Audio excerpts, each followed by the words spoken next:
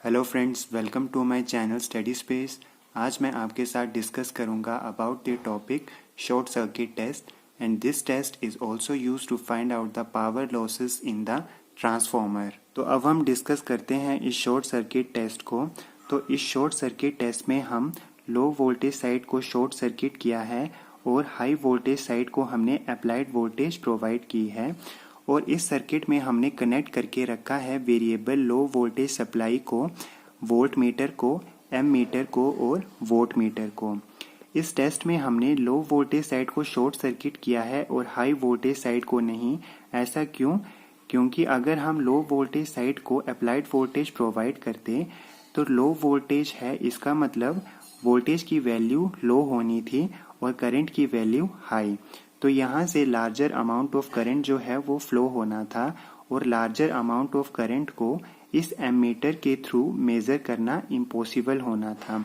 तो इसलिए हमने क्या किया है, हाई वोल्टेज साइड को हमने अप्लाइड वोल्टेज प्रोवाइड की है, जिससे क्या होगा, हाई वोल्टेज है, इसका मतलब वोल्टेज की वैल्यू हाई और करंट की वैल्यू कम।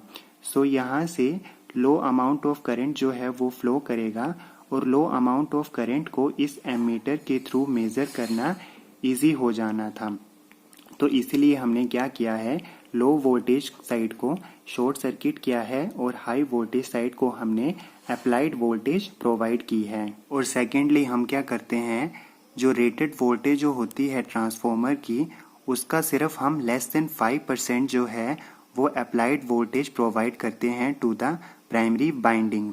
अब हम देखते हैं कि हम ये टेस्ट जो है वो किस तरह परफॉर्म करेंगे।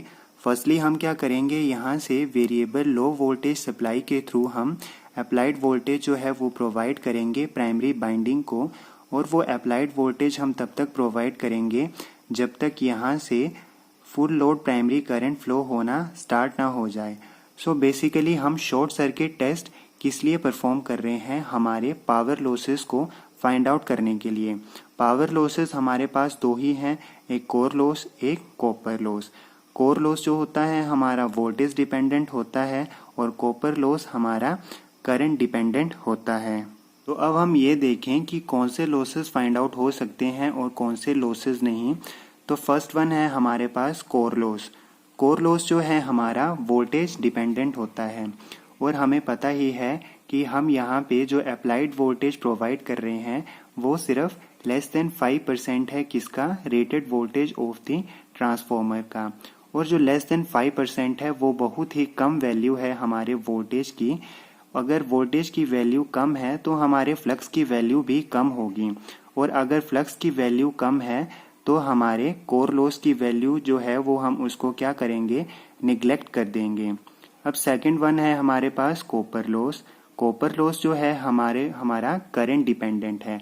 अब हमें पता है कॉपर लॉस करंट डिपेंडेंट है, तो यहाँ से फुल लोड प्राइमरी करंट की कुछ ना कुछ वैल्यू होगी और उस वैल्यू के कारण हम कॉपर लॉस को निगलेक्ट नहीं कर सकते हैं। तो जिससे ये हमें पता चलता है कि जो हमारा शॉर्ट सर्किट टेस्ट जो है वो सिर्फ और सिर्फ कॉपर लॉसेस को फाइंड आउट करने के लिए ही यूज़ किया जाता है। और जो हमने डिफरेंट इंस्ट्रूमेंट लगा के रखे हैं जैसे कि voltmeter, ammeter, wattmeter, वो क्या क्या मेज़र करके देंगे। तो फर्स्टली जो हमारा वोल्ट मीटर है, वोल्ट मीटर जो है वो मेज़र करके देगा जो हम प्राइमरी बाइंडिंग में जो हम वोल्टेज को अप्लाई कर रहे हैं उसकी वैल्यू को मेज़र करके देगा। और जो हमारा एम मीटर है, एम मीटर जो है हमारा फुल लोड प्राइमरी करंट की वैल्यू को मेज़र करके देगा।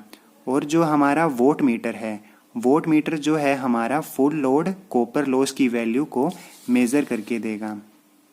So this is all about your short circuit test. अब मैं मिलूँगा आपके साथ अपनी नेक्स्ट वीडियो में।